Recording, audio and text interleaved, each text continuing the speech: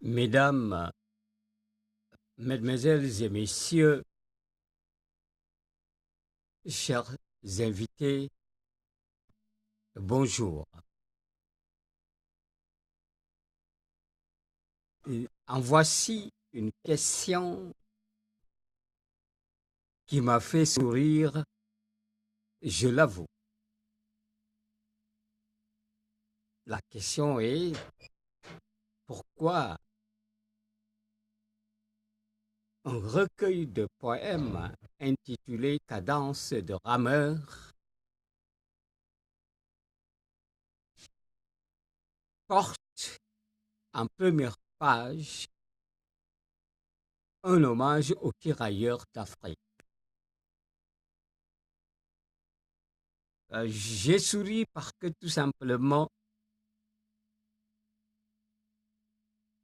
j'ai failli répondre que j'aurais aimé que tous mes recueils de poèmes puissent porter, eh bien, un hommage aux tirailleurs d'Afrique.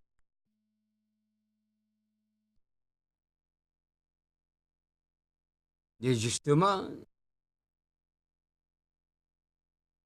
parlons-en un peu de ces tirailleurs d'Afrique.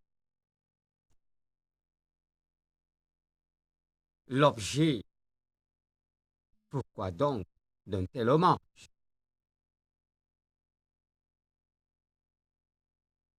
En l'endroit de ces tirailleurs, de toute race, de toute couleur, de toute ethnie, mais de toute religion confondue d'ailleurs.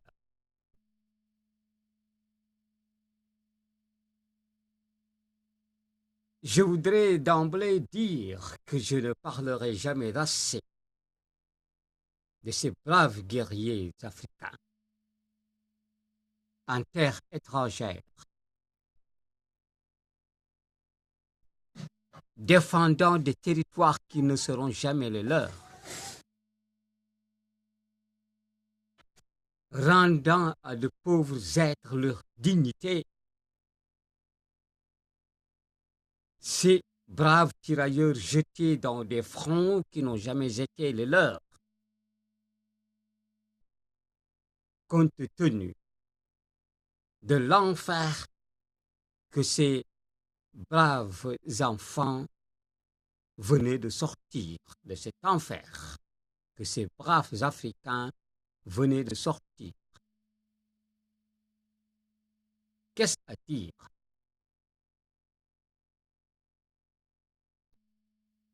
Voici l'Afrique, à peine sortie d'une très longue, très sombre période de plus de 3 rudes siècles, dite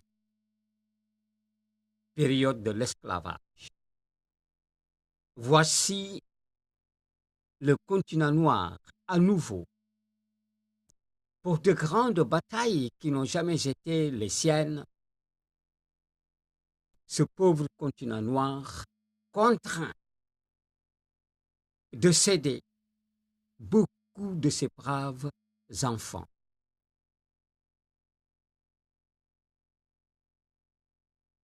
Hélas, ce sont là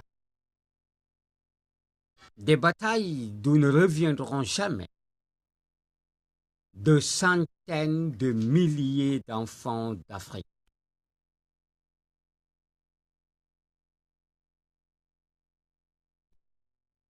Ce continent premier, notre, ce vert berceau de l'humanité, comme l'on dit souvent,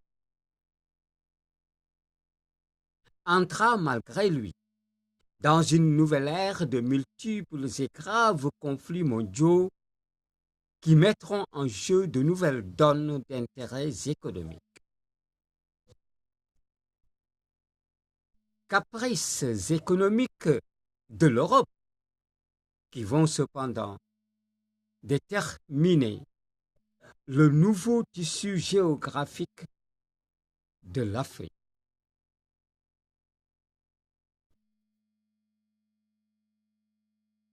Ces préoccupations dites de grandes puissances affecteront de façon impitoyable l'histoire du monde noir.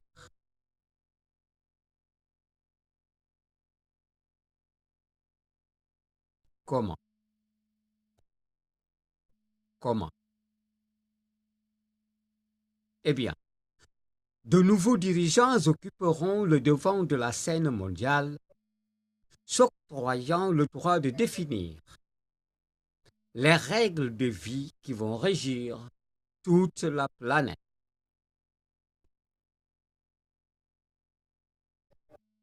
Alors naîtra un nouvel ère, un nouvel enfer imposé à l'Afrique, traduit par le partage du continent noir.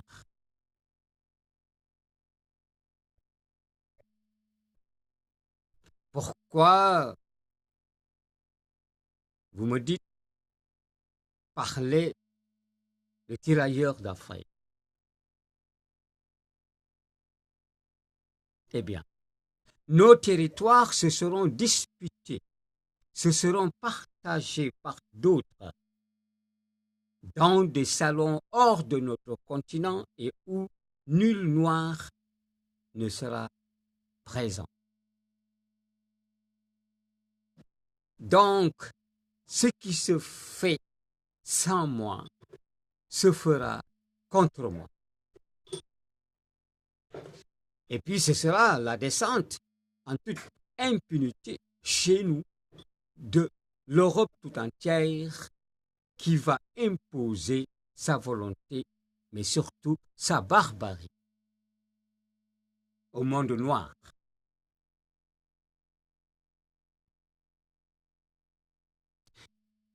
Ils arracheront les enfants valides, les jeteront droit au front de deux grandes guerres planétaires. Alors, on leur collera le sobriquet de tirailleurs. Et vous me demandez pourquoi je parle de tirailleurs d'Afrique. Cette même contrainte historique de tirailleurs, désignant les pauvres Africains, devait davantage, devrait davantage les unir, en sus du fait d'appartenir, entre guillemets, ou entre parenthèses, comme vous voulez, d'appartenir de force au territoire dit d'outre-mer, autrement dit, les anciennes colonies d'Afrique. Alors, fils, petit-fils de déportés, tant de contingents de soldats à peau noire, dira le poète, combattront au flanc de braves maghrébins. Je ne saurais parler de tirailleurs d'Afrique sans parler de ces braves maghrébins. De preux soldats qui, de très souvent, très souvent, seront soumis à des situations guerrières de plus inimaginables. Ah, la grande Algérie et ses valeureux guerriers, il ne sera jamais, non jamais, exagéré de dire que l'Algérien ignore la peur.